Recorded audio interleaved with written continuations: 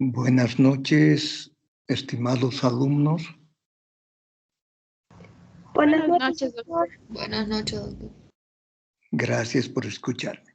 Vamos a continuar con el tema de exámenes complementarios específicos. Colposcopía. El colposcopio es un aparato óptico con un sistema de luz que permite estudiar la arquitectura del epitelio vulvar, epitelio vaginal y del epitelio del cérvix. Previamente, para efectuar una colposcopía, el reporte de Papa Nicolau debe ser clase 3 y actualmente se utiliza el término de lesión intraepitelial de bajo grado. También debe efectuarse previamente la prueba de Schiller. El objetivo del estudio colposcópico es descartar un cáncer invasor, poder visualizar y delimitar la lesión. Es fundamental que el colposcopio pueda visualizar la unión escamo-columnar, o sea, el punto en que se unen las células escamosas del exocervix con las células cilíndricas del canal endocervical, porque es a este nivel donde con mayor frecuencia se originan las neoplasias malignas.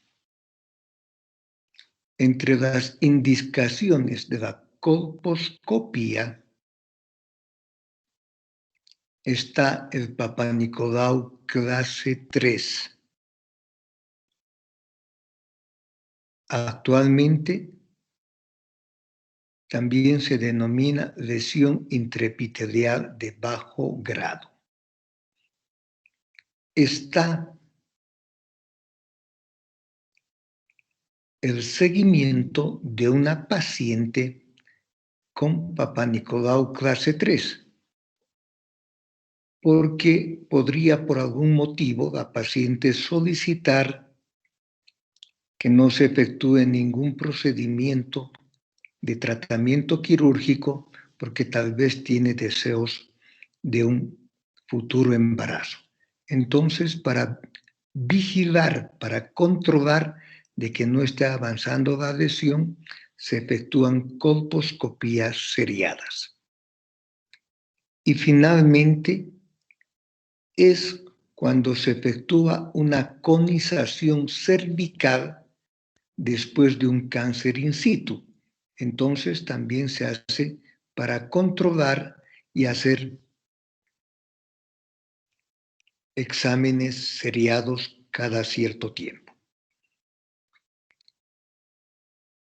Biopsia de cérvix.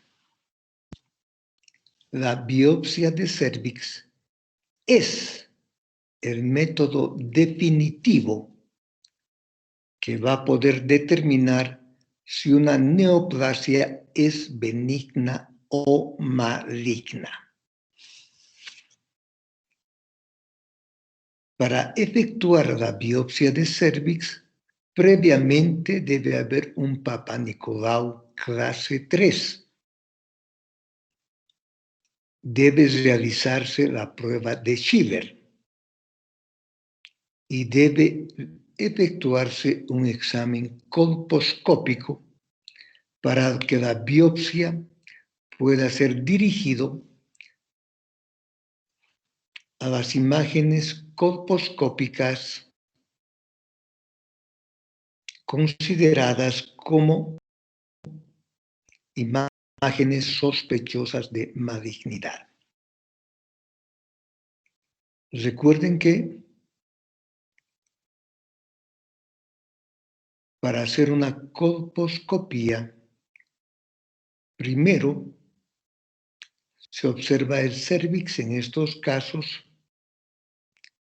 luego se aplica ácido acético al cérvix, prácticamente como haciendo una limpieza, y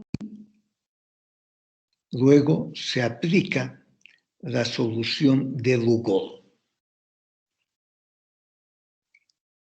La solución de Lugol va a permitir observar las áreas o zonas yodo negativos, o sea, zonas donde no existe el glucógeno de las células cervicales y que de alguna manera son consideradas como zonas sospechosas. Una vez hecho un examen minucioso con el colposcopio de las zonas sospechosas, se toma la biopsia. Y las biopsias tomadas se ponen cada uno en frascos independientes y se numera siguiendo las manecillas del reloj. Una vez obtenidas las muestras, tiene que colocarse en un frasco que contenga formol al 10%. Repito, la biopsia es el único método que nos puede decir con certeza si es una neoplasia benigna o maligna. Antes de efectuar la biopsia, previamente tiene que ser un Papa Nicolau clase 3. Luego tiene que efectuarse la prueba de Shiver, luego la colposcopía y finalmente la biopsia.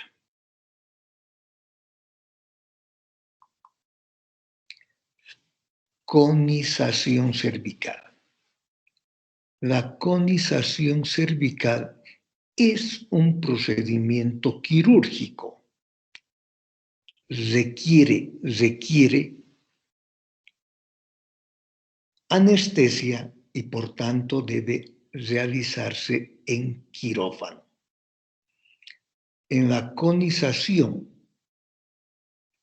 se retira una porción del cérvix en forma de cono de base inferior y vértice superior. Toda esta porción del cérvix que tiene forma de cono tiene que comprender la unión escamocolumnar.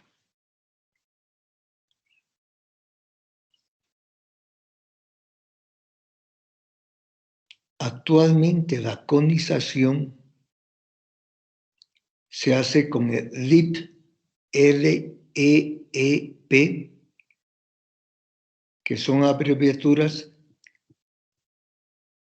y significa procedimiento de excisión electroquirúrgica por asa o lazo.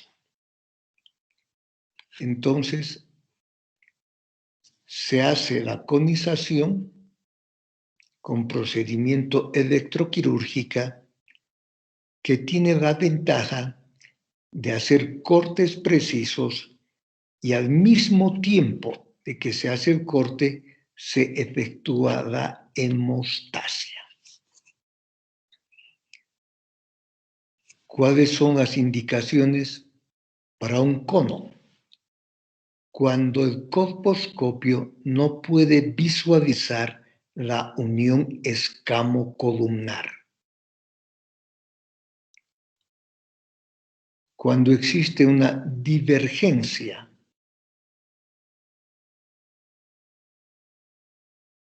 entre el examen de Papa Nicolau, la colposcopía y la biopsia. Y finalmente, cuando existe el diagnóstico de cáncer in situ. En estos casos, la conización puede resultar como un procedimiento terapéutico. Recuerden que se puede efectuar solo cuando es un cáncer in situ. En esos casos sí, la conización es un procedimiento aceptable como tratamiento. Biopsia de endometrio. Si ustedes recuerdan, bio significa vida y opsis significa visión. Por tanto, las biopsias son estudios microscópicos de tejidos vivos. Estudios microscópicos de tejidos vivos. Es lo contrario a las necropsias. Aquí son tejidos vivos. La biopsia de endometrio también es un procedimiento quirúrgico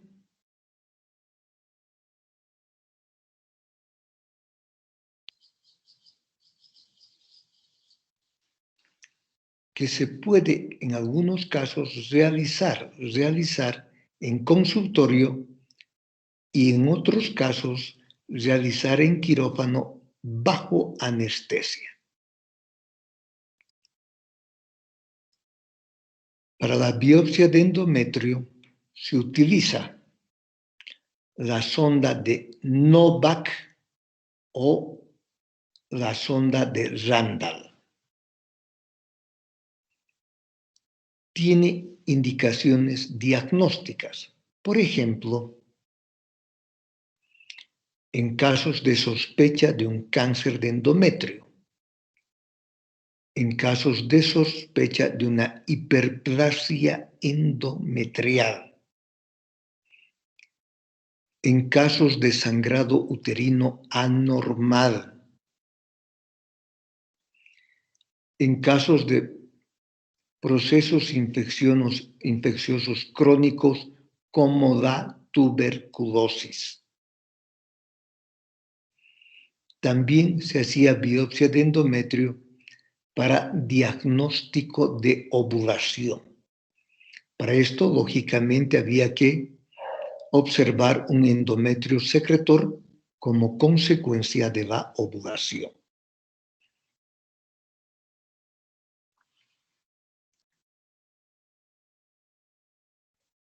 La muestra obtenida de la biopsia endometrial también se coloca en frascos de formol al 10% y se envía para estudio histopatológico.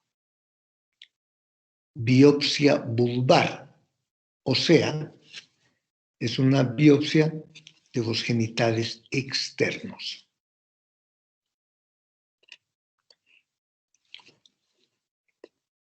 Para esto, previamente, visualizamos el epitelio vulvar con el colposcopio y de las zonas colposcópicamente sospechosas,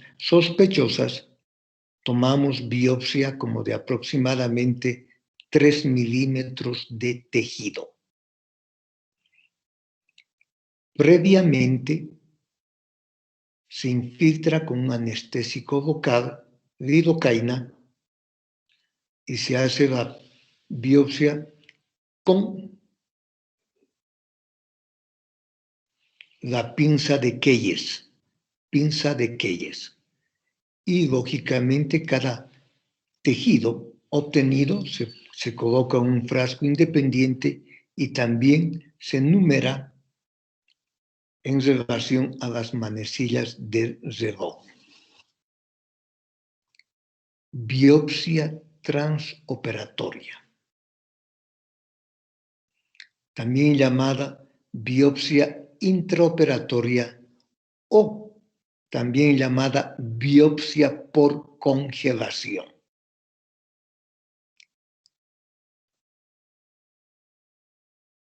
En estos casos, generalmente se toma la muestra durante un procedimiento quirúrgico mayor, por tanto, en quirófano bajo anestesia. Se toman muestras si fuera alguna patología de cavidad pélvica. Se toman muestras ya sea de tejido sospechoso como endometriosis o procesos inflamatorios crónicos como una tuberculosis.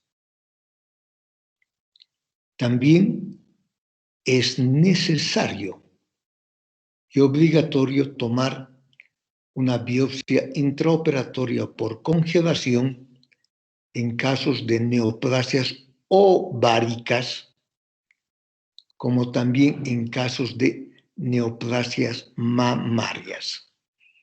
La biopsia por congelación tiene el objetivo de tomar una muestra e inmediatamente enviar para estudio histopatológico.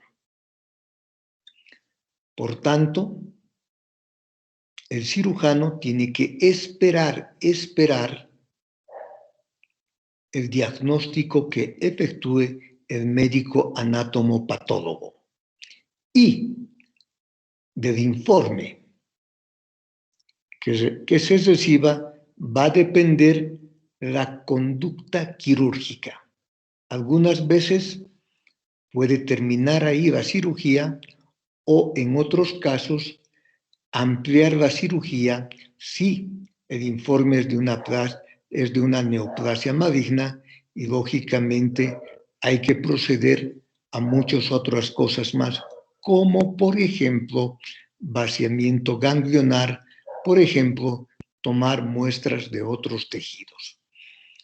Repito, la biopsia transoperatoria o biopsia por congelación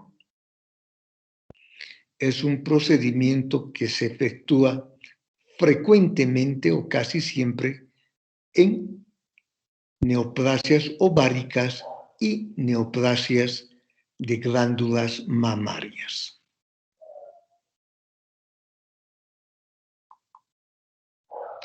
Regrado uterino o curetaje. Este es un procedimiento que debe efectuarse en quirófano y bajo anestesia. Consiste en efectuar un raspado de la cavidad endometrial con una legra o cureta.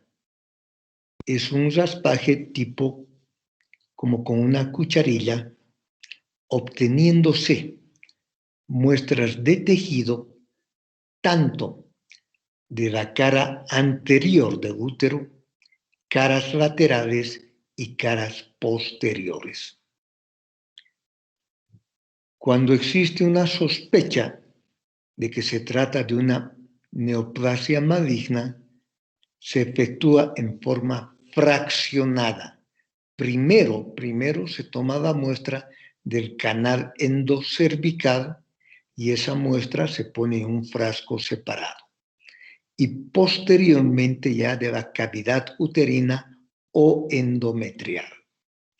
Tiene fines diagnósticos. Por ejemplo, en casos de sangrado uterino anormal, en sospechas de cáncer de endometrio, hiperplasia de endometrio, en casos sospechas de tuberculosis genital. Y terapéutico, por ejemplo, en casos de un sangrado uterino anormal que no tiene una respuesta adecuada al tratamiento médico. Generalmente en casos de sangrado uterino disfuncional, cuando no existe un tratamiento, una respuesta adecuada al tratamiento hormonal. Entonces, Se emplea en estos casos un regrado uterino hemostático, o sea, con fines terapéuticos para parar la hemorragia. Estudio de secreción genital.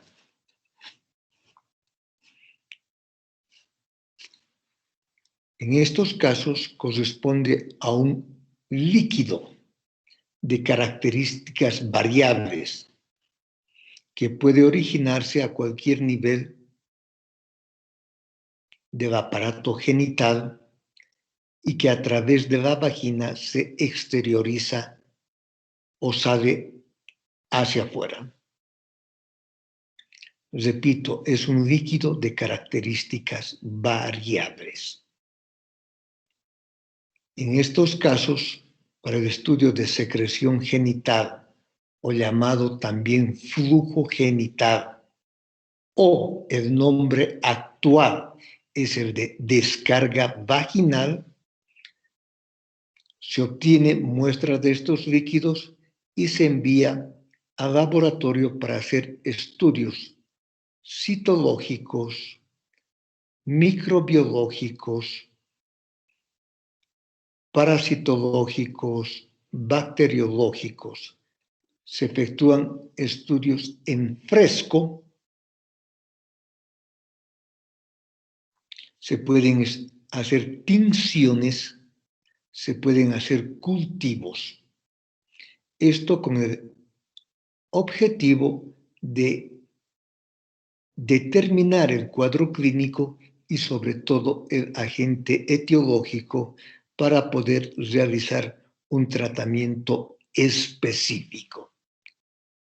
No se olviden que el flujo genital o descarga vaginal es uno de los motivos de consulta más frecuente en ginecología.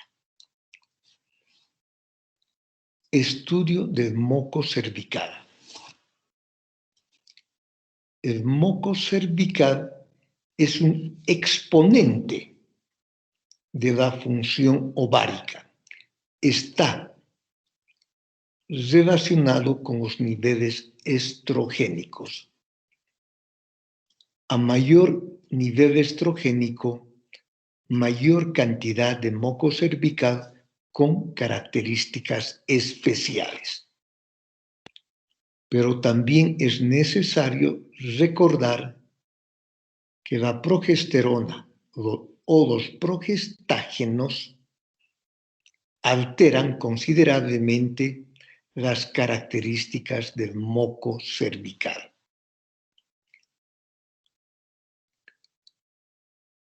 Cuando se hace el estudio del moco cervical, tiene que observarse sus características. Por ejemplo,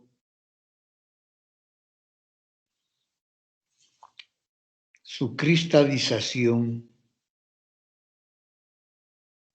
su severidad, su filancia,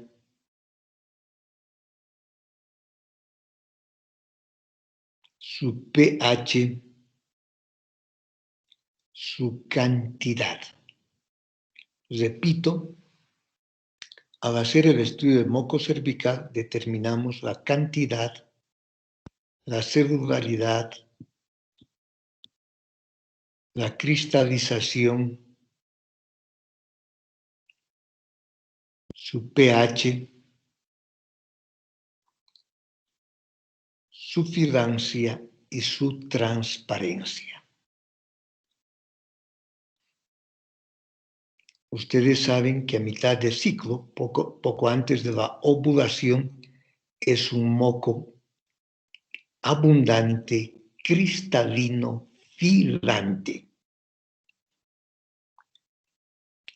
La filancia se estudia tomando el moco con una pinza uterina o con cualquier pinza y se separan las ramas de la pinza. Si se separan más de 6 centímetros sin que se rompa el hilo de moco, quiere decir que existe un buen estímulo estrogénico. Si se rompe antes de los 6 centímetros, implica, por una parte, mala acción estrogénica o puede deberse a la acción de la progesterona. ¿Cuáles son las indicaciones del moco cervical?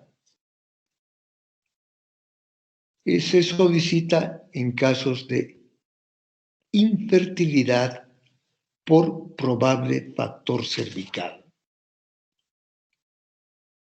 Se hace estudios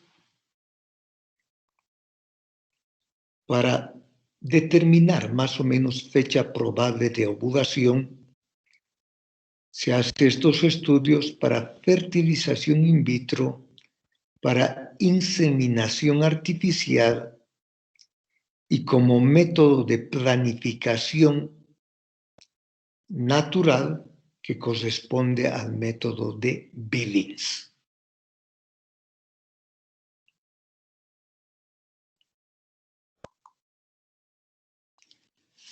Histerometría.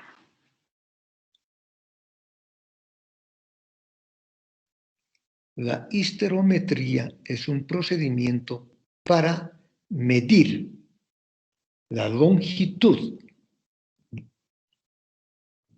de la cavidad uterina de todo el útero para determinar sus características, su orientación, su posición, la relación cérvico-corporal. Y esto se hace con el histerómetro. Histerómetro, que es un tallo maleable, o sea que se puede fácilmente doblar, darle la curvatura que uno requiere. Recuerden que muchos de los úteros están en anteversoflexión. Entonces, su maleabilidad nos permite dar una curvatura. Es un tallo graduado en centímetros y tiene un diámetro de 2 a 3 milímetros. Se utiliza en casos de prolapso uterino también para determinar si existe o no un alargamiento del cérvix. Antes se utilizaba con mucha frecuencia para medir la longitud uterina, tener alguna idea de las características de la cavidad uterina, pero actualmente se puede realizar todas estas cosas mediante ecografía.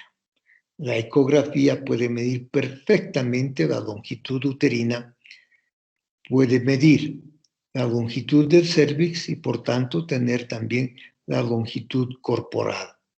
Puede determinar las características de la cavidad uterina. Antes también se efectuaba la histerometría para determinar el índice de Mecker. El índice de Mecker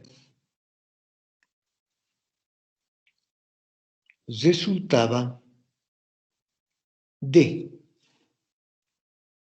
restar a la longitud uterina la longitud cervical y dividir por la longitud del canal cervical. Todo esto se multiplicaba por 0.5. Voy a dar un ejemplo. Vamos a suponer que todo el útero mida 7 centímetros. El cérvix mide 3 centímetros, entonces 7 menos 3, 4. Y el 4 se dividía en la longitud del canal cervical. Generalmente el canal cervical es algunos pocos milímetros más corto que todo el cérvix. Vamos a suponer también casi 3. Entonces dividíamos 4 entre 3, sale 1.3, y eso multiplicábamos por 0,5 y resultaba 0.65. El índice de Meckel, básicamente, antes de la ecografía, nos permitía determinar si era un útero de tamaño normal, era un útero hipoplásico o un útero infantil. Uterino, un útero de tamaño normal era cuando el índice de Meckel era mayor a 0.65.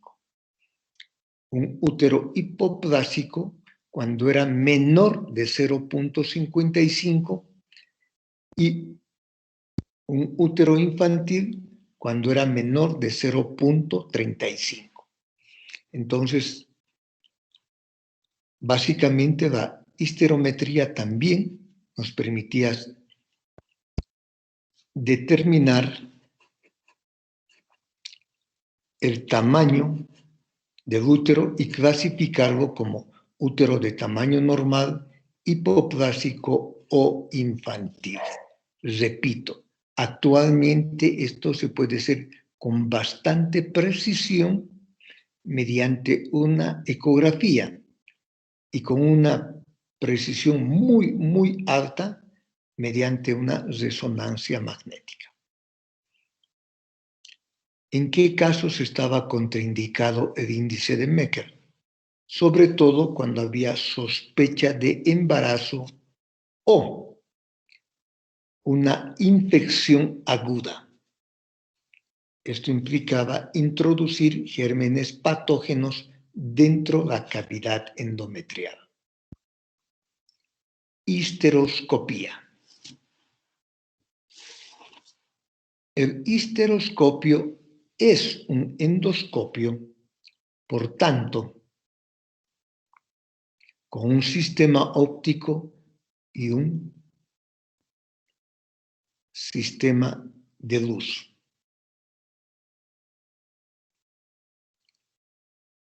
Para utilizar el histeroscopio, previamente había que introducir solución fisiológica o dióxido de carbono dentro de la cavidad uterina para separar sus paredes.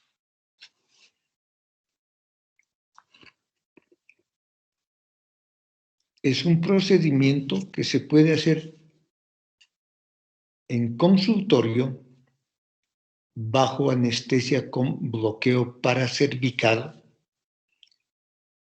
o también, dependiendo de la paciente, de la sensibilidad de la paciente, se podía hacer en quirófano bajo anestesia. Tiene fines diagnósticos y fines terapéuticos.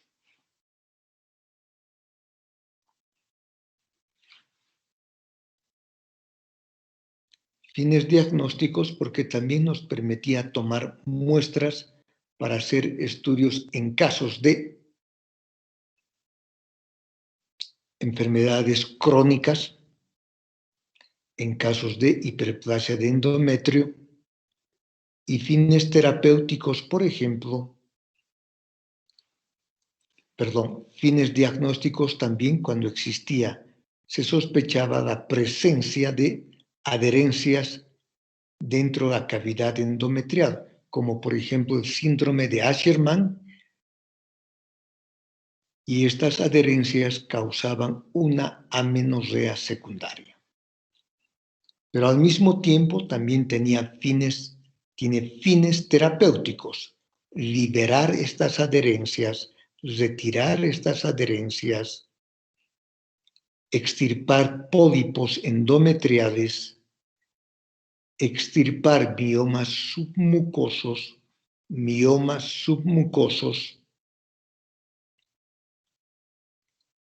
en casos de obstrucción del ostium tubario, que también se podía canalizar a nivel del histeroscopio. Entonces, el histeroscopio es un procedimiento utilizado con fines diagnósticos y terapéuticos.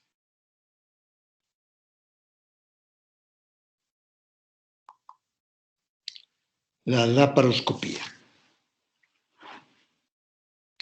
También, ahora quiero aclarar que no es exclusivo de la ginecología. Ustedes saben que los cirujanos generales utilizan mucho actualmente la laparoscopía. Entonces, el laparoscopio, como ustedes saben, es un tubo con un sistema óptico y un sistema de luz que permite visualizar y observar tanto la cavidad abdominal como la cavidad pélvica. Para esto tiene que efectuarse en quirófano, bajo anestesia, y debe realizarse previamente un neumoperitoneo para distender la pared abdominal y poder visualizar los distintos órganos, tanto abdominales como pélvicos. Tiene fines diagnósticos, por ejemplo, en casos de endometriosis, en casos de sospecha de neoplasias ováricas, en casos de disgenesia gonadal. También en casos de infertilidad por factor tubario. Y también un seguimiento después de una cirugía por cáncer de cervix o un control, seguimiento después de una cirugía de recanalización tubaria cuando no existen los resultados esperados de un embarazo. También tiene fines terapéuticos en ginecología obstetricia, en ginecología, por ejemplo, en casos de embarazo ectópico. Se pueden efectuar miomectomías, se pueden realizar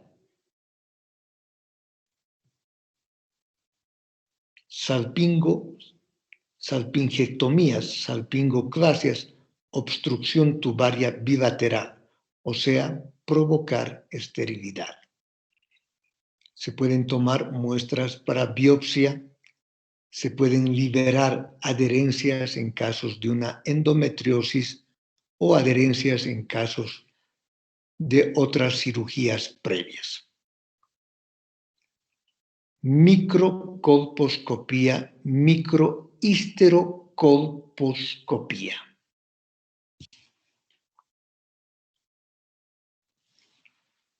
El microcolposcopio o histerocolposcopio es un endoscopio introducido por el francés J. Hameau por primera vez y que apenas tiene un diámetro de 4 milímetros. Por tanto, puede perfectamente atravesar el canal endocervical y llegar dentro de la cavidad uterina. Se utiliza básicamente cuando con el colposcopio normal no es posible visualizar la unión escamocolumnar. También podemos visualizar toda la cavidad uterina, igual que con el histeroscopio. Tiene básicamente funciones diagnósticas. Punción de fondo de saco de Douglas. Este también es un procedimiento que puede realizarse en quirófano. La paciente, como para todo examen ginecológico, tiene que tener la vejiga vacía, tiene que estar en posición ginecológica previa antisepsia de la cavidad vaginal, sobre todo los fondos de saco vaginales del cérvix, la paciente en posición ginecológica en semi-Fowler. Se toma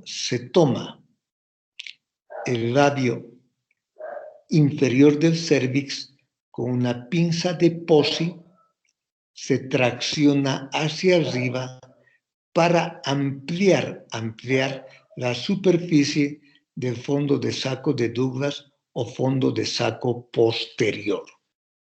Y luego se puncionaba o se punciona con la aguja de TUOY, TUOHY. Es una aguja especial que tiene un tope y evita que podamos penetrar profundamente. Se utiliza con fines diagnósticos en casos de contenido líquido en la cavidad abdominal. Por ejemplo, en casos de un embarazo ectópico roto, en casos de un quiste hemorrágico o en casos de un Pio-Salpinx roto. En este caso, el contenido va a ser purulento. Una vez obtenida la muestra, pues se envía para laboratorio para los respectivos exámenes citoquímicos, bacteriológicos y todos los exámenes. En algunos casos se podía vaciar perfectamente todo el contenido líquido y tener cierta función terapéutica. Punción de cavidad abdominal. En este caso, este examen tampoco es exclusivo de la ginecología, pero anteriormente se efectuaba con cierta frecuencia, sobre todo en sospechas de líquido en cavidad abdominopélvica, en ascitis, sobre todo relacionado con neoplasias ováricas malignas, donde al puncionar se obtenía líquido y también se obtenía algunas células para estudio citológico. Para esto, pues, se puede hacer en consultorio, se hace asepsia de la pared abdominal y con una aguja larga de calibre mediano se punciona la pared abdominal mediante la aguja conectada a una jeringa de 20 centímetros cúbicos que nos permite extraer el líquido. Los puntos de punción eran en la parte media de la línea que se dirigía de espina ilíaca anterosuperior a ombligo o la parte media de la línea que va de la sínfisis del pubis al ombligo.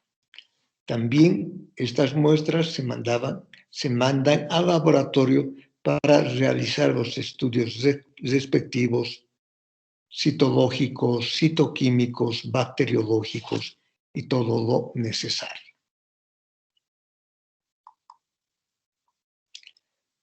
Curva de temperatura corporal basal.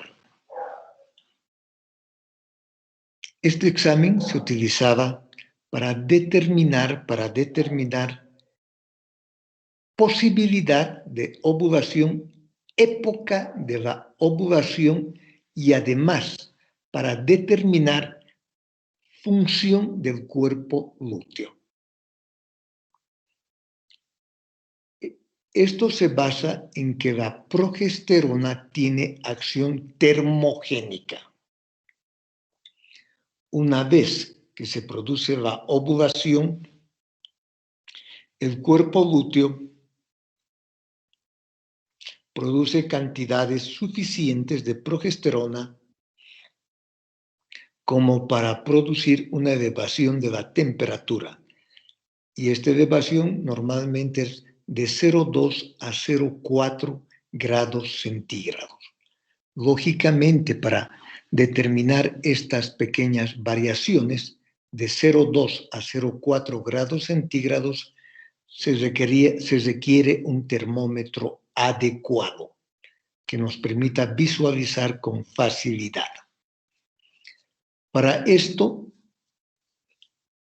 se toma la temperatura cada día da paciente, temperatura oral, por 5 minutos antes de levantarse de la cama, antes de ingerir alimentos, y se hace una gráfica diaria registrando la temperatura de ese momento.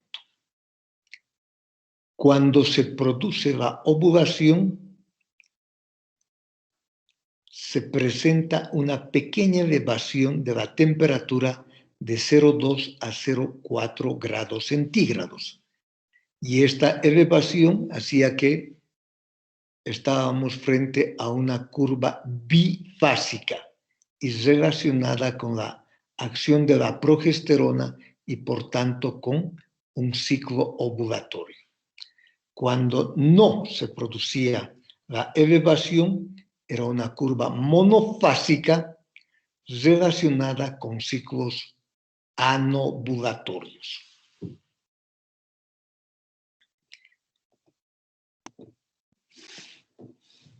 También mencionábamos que nos permitía determinar la función del cuerpo lúteo. Cuando la elevación permanecía por 10 o más días, entonces estábamos frente a un cuerpo lúteo que tenía una vida media normal. En cambio, si la elevación era menor a los 10 días, estábamos frente a un caso de insuficiencia de cuerpo lúteo. Si la elevación era igual o mayor de 15 días, en algunos textos dicen 14 a 16 días, inclusive se podía sospechar de un embarazo. Por tanto, se utilizaba este examen para poder más o menos predecir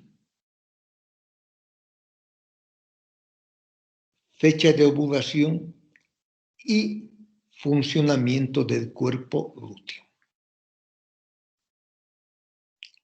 Insuflación tubaria o prueba de Zubil. Antiguamente se efectuaba este examen para determinar permeabilidad tubaria o que las trompas estén obstruidas. Para esto se necesitaba un manómetro, una llave de gas, dióxido de carbono y una presión de 100 a 120 milímetros de mercurio.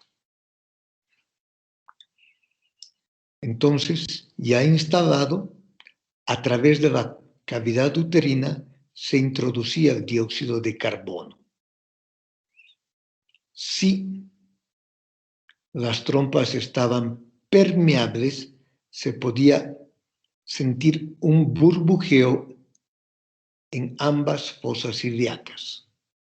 Por otra parte, se observaba una caída de la presión a nivel del manómetro porque ya no había resistencia, y cuando la paciente se incorporaba una omalgia porque el gas del dióxido de carbono pues ascendía. Entonces era un examen que permitía determinar si las trompas están o no están permeables.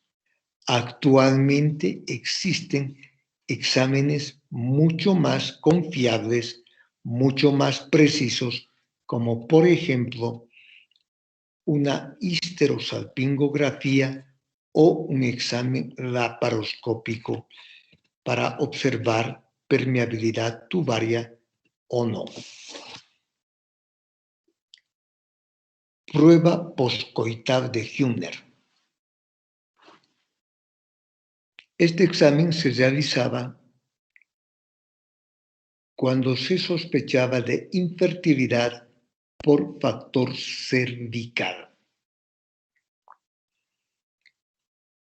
Para hacer la prueba postcoital de Hübner, este examen debe realizarse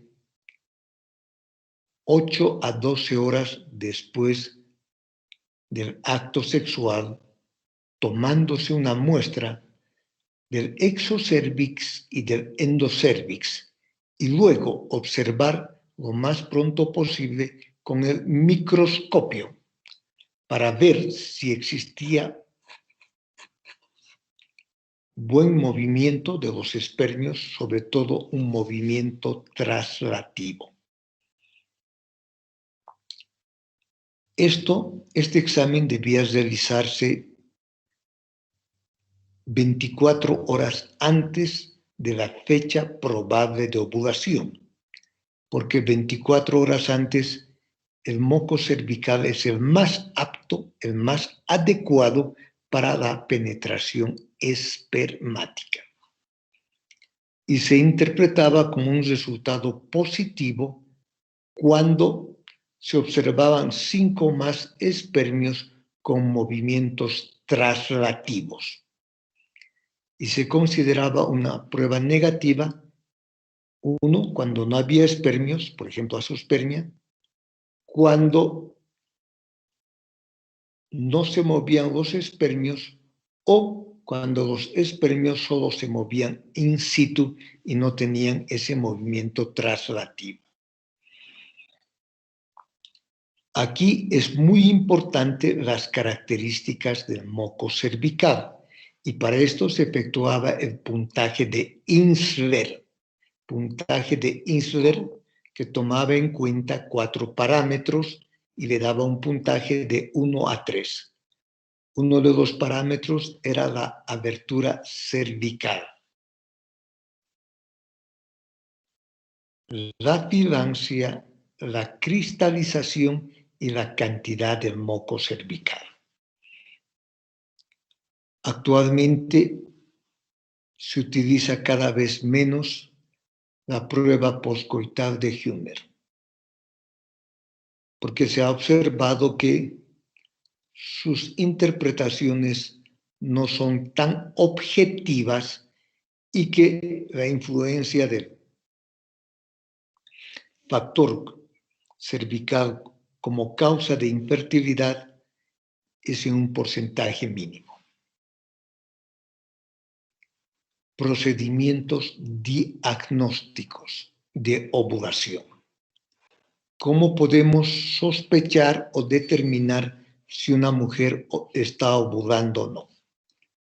Para esto se hace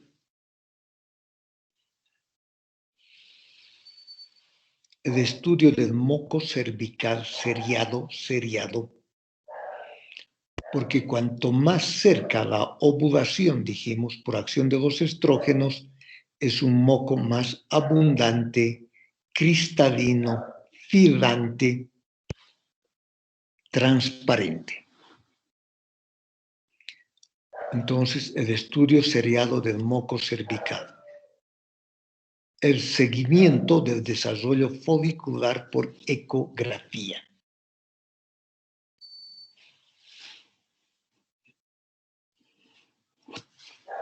La biopsia de endometrio, que si es que se observaban células secretoras en el endometrio, pues se podía asociar con una ovulación. Los kits de LH los kits de LH que permiten determinar el pico de LH 36 a 40 horas antes de la ovulación. O sea, que 36 a 40 horas antes el nivel de la hormona LH se eleva y estos kits podían ya 36 a 40 horas poder determinar si existía o no elevación. Y finalmente es el examen más importante, la dosificación de progesterona en mujeres normorreguladas, o sea, con ciclo menstrual cada 28-30 días, el día 21 del ciclo menstrual. Y para esto, el valor de la progesterona debería ser, dependiendo de los distintos laboratorios, pero el más utilizado es el igual o mayor de 5 nanogramos por mililitro. Actualmente, los métodos más utilizados para poder diagnosticar ovulación son los kits de LH y la dosificación de progesterona, sobre todo la dosificación de progesterona. Entonces, antes se hacía, repito, estudio del moco cervical seriado, seguimiento del desarrollo folicular por ecografía, temperatura corporal basal, biopsia de endometrio, los kits de LH, igual que las pruebas de embarazo, y finalmente la dosificación de progesterona. Vuelvo a repetir, el pico de LH se produce 36 a 40 horas antes de la ovulación. Entonces, es muy útil para poder indicar, digamos, actividad sexual en parejas con infertilidad. En cambio, la elevación de la temperatura corporal después de que se produce la ovulación debido a la acción de la progesterona ocurre 24 a 36 horas después de la ovulación. Después de la ovulación sube la temperatura corporal basal. Muy bien, con esto hemos terminado el tema de exámenes complementarios específicos en ginecología. Si alguien tiene alguna pregunta, por favor, puede hacerla en este momento.